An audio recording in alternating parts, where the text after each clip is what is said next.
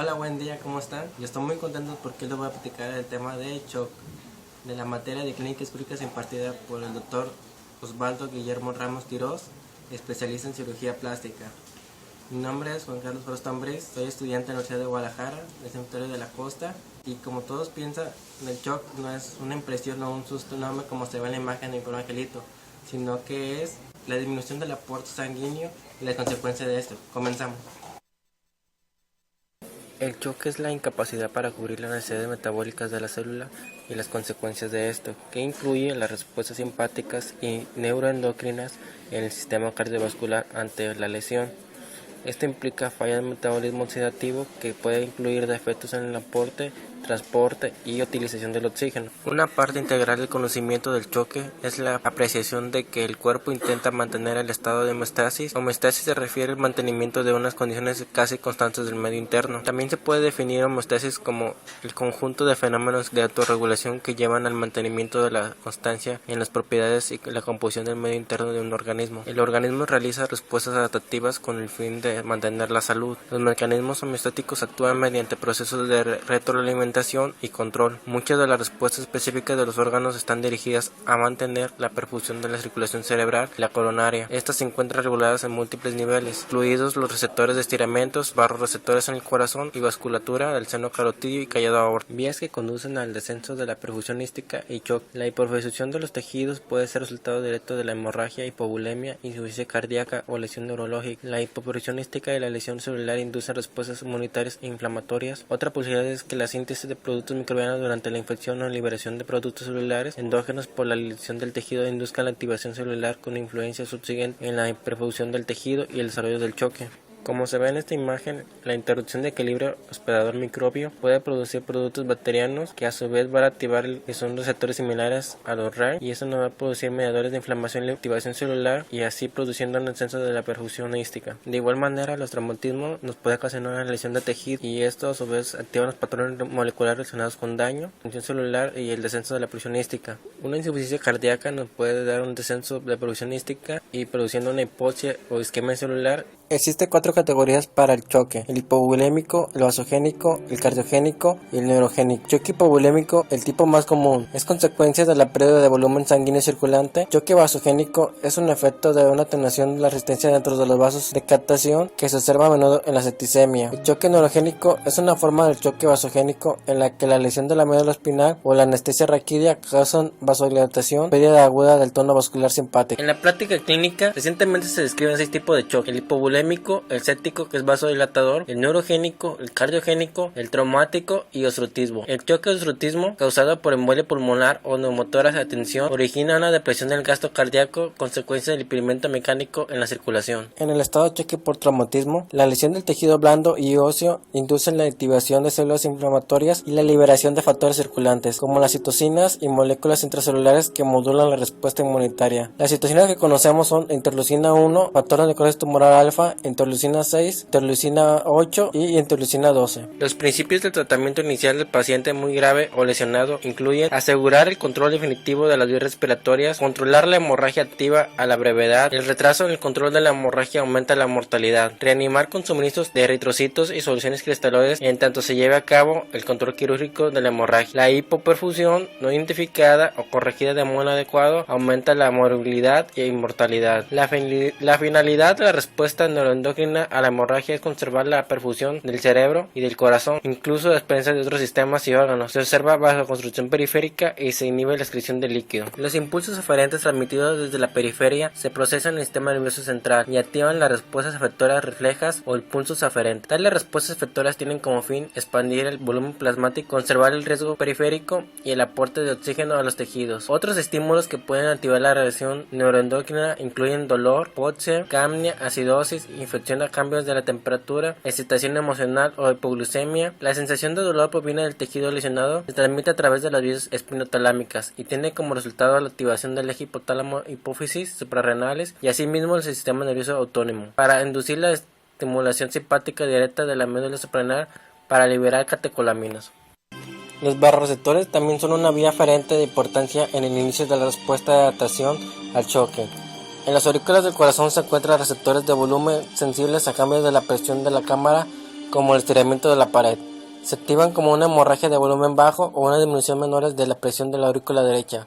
Los receptores del callado aórtico y los cuerpos carotídeos reaccionan a las alteraciones de la presión o al estiramiento de la pared arterial y responden a reducciones mayores del volumen o la presión intravascular. Señales aferentes. Respuesta cardiovascular. La hemorragia causa reducción del retorno venoso al corazón y disminución del gasto cardíaco. Esto se compensa al incrementar la frecuencia y contractilidad del corazón, y asimismo por vasoconstricción venosa y arterial. La estimulación de las fibras simpáticas que inervan el corazón conducen a activación de receptores adrenérgicos beta 1, que aumentan la frecuencia y contractilidad cardíacas como intento de aumentar el gasto cardíaco. Sobreviene un incremento del consumo de oxígeno por el miocardio como resultado del aumento de la carga de trabajo. Por consiguiente, es necesario conservar el aporte de oxígeno al miocardio, o de lo contrario aparecerá la disfunción miocárdica. Respuesta hormonal. La activación del sistema nervioso autónomo y la del eje hipotálamo hipófisis suprarrenales. El choque estimula al hipotálamo para producir hormona liberadora de corticotropina, que a su vez activa la secreción de la hormona adrenocorticotrópica por la hipófisis. Esta va a estimular la corteza suprarrenal para liberar cortisol, que actúa de modo sinérgico con la adrenalina y el glucagón para inducir un estado catabólico. El cortisol activa la gluconeogénesis y resistencia a la insulina y da lugar a la aparición de hiperglucemia. El cortisol propicia la retención de sodio y agua por las nefronas del riñón. En el choque se activa el sistema renina-angiotensina. La disminución de la irrigación de la arteria renal tubular renal de sodio causa liberación de renina por las células diastaglomerulares. La renina cataliza la conversión del angiotensinógeno producido por el hígado en angiotensina 1, que a continuación se convierte en angiotensina 2 por acción de la enzima convertidora de angiotensina, y la angiotensina 2 es un vasoconstrictor potente de lechos vasculares esplénicos y periféricos, y asimismo estimula la secreción de aldosterona y hormona antidiurética. Homeostasis circulatoria. En la precarga, el retorno venoso al corazón genera tensión telediastólica en la pared ventricular, un determinante importante del gasto cardíaco. Los cambios gravitacionales en la restricción del volumen sanguíneo son venosa, contracción activa del músculo y retracción pasiva en las venas sistémicas de la pared delgada. Esto incrementa el retorno venoso al corazón y conserva en consecuencia el llenado ventricular. En la poscarga es la fuerza de resistencia al trabajo del miocardio durante la contracción. La presión arterial es el principal componente de la poscarga, que influye en la fracción de expulsión. Esta resistencia vascular la determinan los esfínteres del músculo liso precapilares. La viscosidad sanguínea también incrementa la resistencia vascular. A medida que aumenta la poscarga del corazón sano, el volumen sistólico puede mantenerse al incrementar la precarga. En el choque se dificulta este mecanismo compensador para conservar el gasto cardíaco por la caída del volumen y consecuencia la reducción de la precarga. La respuesta de estrés con liberación de aguda de catecolaminas y la activación nerviosa simpática en el corazón incrementa la contractibilidad y frecuencias cardíacas. Efectos metabólicos. El metabolismo celular se basa sobre todo en la hidrólisis del trifosfato de adenosina, que es el ATP. La división del enlace fosfoanídrico del cemento terminal y del ATP es la fuente de energía para la mayor parte de los procesos dentro de la célula. La mayor parte del ATP se genera en nuestros cuerpos mediante metabolismo aerobio, en el proceso de fosforilación oxidativa en las mitocondrias. Este proceso depende de la disponibilidad de oxígeno como receptor final de electrones en la cadena de transporte de electrones. Conforme disminuye la tensión de oxígeno dentro de la célula, se reduce la fosforilación oxidativa y la generación de ATP se hace más lenta. Cuando el aporte de oxígeno se afecta tanto que es imposible sostener la fosforilación oxidativa, el estado se denomina disociación. Cuando la fosforilación oxidativa es insuficiente, las células cambian a metabolismo anaerobio y glucólisis para generar ATP. Esto ocurre para la degradación de las reservas celulares de glucógeno a piruvato. Aunque la glucólisis es un proceso rápido, no es eficiente, solo permite la producción de 2 moles de ATP a partir de 1 mol de glucosa, en comparación con la oxidación completa de la glucosa que produce 38 moles de ATP. Además, en condiciones de hipoxia, en el metabolismo anaerobio, el piruvato se convierte a lactato, lo que produce acidosis metabólica intracelular. Hipoperfusión celular. Déficit de oxígeno es el déficit de la oxigenación lística en el tiempo que ocurre durante el choque. Cuando se limita el aporte de oxígeno, es posible que no sea adecuado su consumo para igualar las necesidades metabólicas de la respiración celular, que crea un déficit en las necesidades de oxígeno a nivel celular. En la mediación del déficit de oxígeno se calcula la diferencia entre la demanda estimada de oxígeno y el valor real obtenido del consumo del mismo. La unión de varios factores de transcripción nuclear con el ADN se altera por la hipoxia y la producción de radicales de oxígeno o radicales de nitrógeno que se producen en la célula por el choque.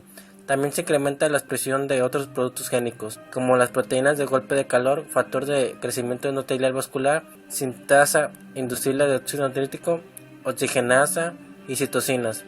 Muchos de estos productos génicos inducidos por el choque, como las citocinas, tienen la capacidad para alterar luego la expresión génica en células y tejidos blancos específicos.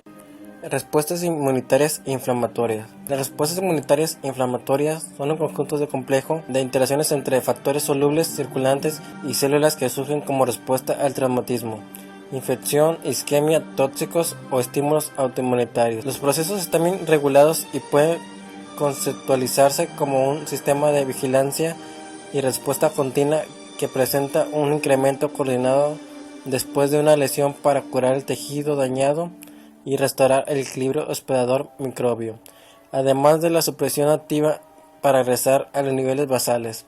La falla en el control adecuado de la activación, incremento o supresión de la respuesta inflamatoria puede originar un síndrome de respuesta inflamatoria sistémica y falla potencial de múltiples órganos.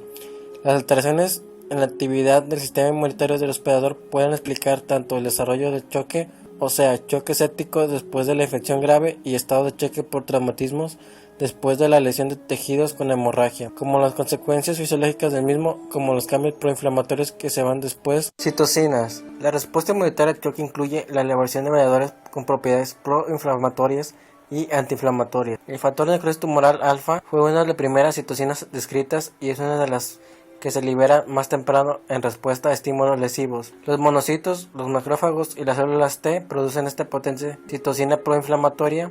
La secreción de factor de necrosis tumoral alfa puede inducirse por bacterias o endotoxinas y conduce al desarrollo del choque y disminución de la reacción observada más a menudo el choque séptico. Neutrófilos.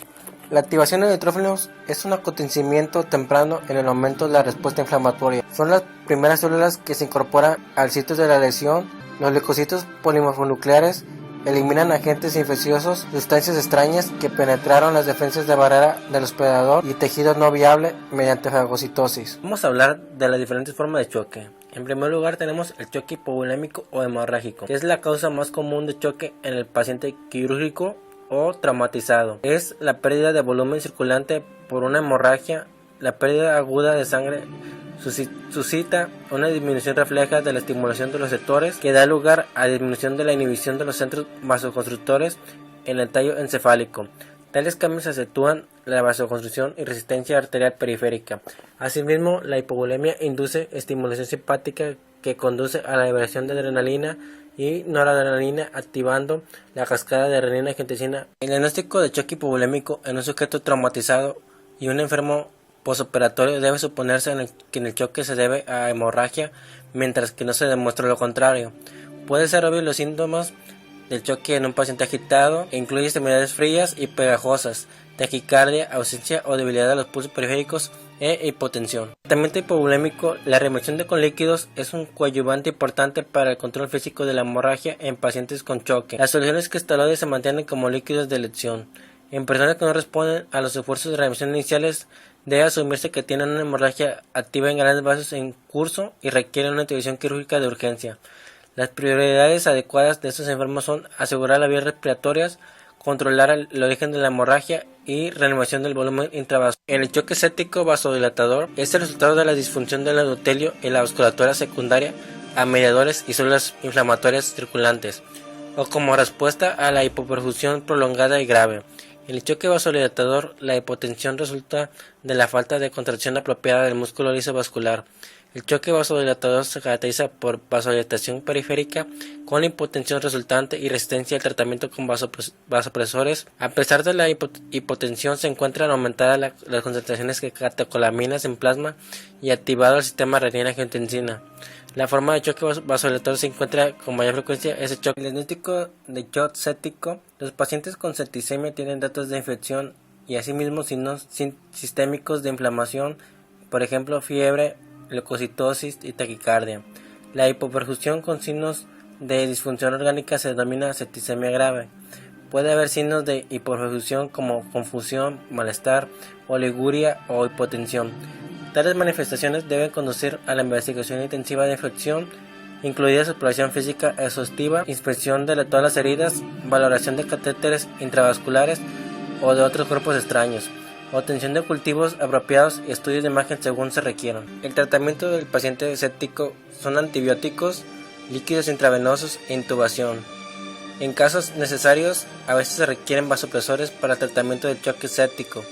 Las catecolaminas son los vasopresores utilizados con mayor frecuencia. La inclusión de un aminoglucósido es un esquema empírico, suele recomendarse en el enfermo febril, granulocitopenia y para la septicemia cuando es debido a una infección por un microorganismo patógeno potencial. En un microorganismo gram negativo se recomienda betalatámicos como la carbamazepina. Choque cardiogénico. El choque cardiogénico se define desde el punto de vista clínico como una falla de la bomba circulatoria que conduce a reducción del flujo sanguíneo con un volumen intravascular adecuado. La causa más común de ese trastorno es infarto del miocardio agudo y extenso. El choque cardiogénico es una complicación del 5 al 10% de los infartos. La fisiopatología, cuando hay necrosis o isquemia de una cantidad suficiente de la pared ventrículo histérico y se presenta una falla de la bomba, esto a su vez disminuye el volumen sistólico. La isquemia del miocardio origina una disminución de la adaptabilidad y se observa de modo progresivo incrementos compensadores de la presión de llenado del ventrículo izquierdo. El choque cardiogénico son los signos de choque circulatorio, comprenden hipotensión, piel fría y marmorea, depresión del estado mental, taquicardia y disminución de los pulsos. La exploración cardíaca puede incluir arritmias, levantamiento precordial o tonos cardíacos distantes. La confirmación del choque de origen cardíaco requiere un electrocardiograma y ecocardiograma urgentes. Otras pruebas diagnósticas útiles incluyen radiografía de tórax, gases en sangre, electrolitos, biometría hemática y enzimas cardíacas. El tratamiento de choque cardiogénico debe corregirse las anomalías electrolíticas. Las de hipopotasemia e hipomagnesemia, el dolor se trata con sulfato de morfina o fentanilo intravenosos. Las arritmias de consideración y el bloqueo cardíaco deben tratarse con medicamentos antiarrítmicos. Como también se puede administrar, si es necesario, una marcapasos o cuando existe una disfunción cardíaca grave puede estar indicada la administración de fármacos inotrópicos para mejorar la contractilidad y gasto cardíaco. La dobutamina tiene efectos inotrópicos relativamente notables que los cronotrópicos en el corazón en comparación con el isoproterenol. Los receptores alfa-1 del corazón pueden contribuir el efecto inotrópico. Con dosis inotrópicas equivalentes intensifica el automatismo del nodo sinusal en menor medida que el isoproterenol. Una vez que se asegura la permeabilidad de la vía respiratoria y que la ventilación es adecuada, se dirige la atención del apoyo de la circulación. Con frecuencia es necesario la intubación y ventilación mecánica, tan solo para disminuir el trabajo ventilatorio y facilitar la sedación obstructivo. En los pacientes traumatizados por lo regular, la obstrucción se debe a la presencia de neumotoras. Atención, se identifica taponamiento cardíaco cuando se acumula suficiente líquido en el saco pericárdico para obstruir el flujo sanguíneo a los ventrículos. Las anomalías hemodinámicas en el taponamiento pericárdico se deben a la elevación de las presiones intracardíacas con limitación de llenado ventricular en la diástole y disminución consiguiente del gasto cardíaco. El diagnóstico tratamiento. El tratamiento científico del neumotórax, atención, es una toracostomía con sonda inmediata. El taponamiento cardíaco también puede acompañarse de disnea, ortonea, tos, edema periférico, dolor torácico, taquicardia, tonos cardíacos, amortiguadores, distensión venosa yugular y elevación de la presión venosa central. La triada de Beck consiste en hipotensión, tonos cardíacos amortiguados y distensión de las venas del cuello. El diagnóstico de neumotórax, atención, debe establecerse en la exploración clínica. Los datos comunes incluyen insuficiencia respiratoria en un paciente despierto, hipotensión, disminución de los ruidos respiratorios en un hemitórax, hiperresonancia a la percusión, distensión venosa yugular y desviación de las estructuras mediastínicas. hacia el lado con una oferta con disminución traqueal. Cuando no es posible insertar de movimiento en una zona torácica, por ejemplo, antes de llegar al hospital, puede descomprimirse el espacio pleural con una aguja de calibre grande. El choque neurogénico se refiere a una disminución en la perfusionística como efecto de la pérdida del tono vasomotor en lechos arteriales periféricos. La pérdida de impulsos vasoconstrictores causa incremento de la capacitación vascular, disminución del retorno venoso y del gasto cardíaco. También pueden modificarse los estímulos simpáticos al corazón. La lesión secundaria, alteraciones vasculares de la médula espinal con pérdida de la autorregulación, vasoespasmo y trombosis, acumulación de neurotransmisores y liberación de radicales libres. Las causas de choque neurogénico pueden deberse a traumatismo de la médula espinal, neoplasias de la médula espinal y anestesia espinal. El choque neurogénico ocurre a menudo después de una lesión aguda de la médula espinal. El diagnóstico de choque neurogénico puede deberse a la lesión aguda de la médula espinal y puede ocasionar bradicardia, hipotensión, arritmias cardíacas, disminución del gasto cardíaco y reducción de la resistencia vascular periférica. La descripción típica del choque neurogénico incluye disminución de la presión arterial acompañada de bradicardia, que es ausencia de taquicardia, refleja por alteración de la descarga simpática, extremidades calientes por pérdida de la vasoconstricción periférica, déficits motores y sensoriales que indican una lesión de la médula espinal y prueba radiológica de una fractura de una columna vertebral. La hipotensión con bradicardia causa por una lesión de la médula espinal se le denomina shock neurogénico. La bradicardia y paro cardíaco es conocido complicaciones de la lesión de la columna cervical debido a la reducción de la actividad simpática, que por lo general se establece en un plazo de 6 semanas a la lesión. El tratamiento, una vez asegurada la vía respiratoria y la adecuada ventilación, la reanimación con líquidos y la sustitución del volumen intravascular mejoran la perfusión del choque neurogénico.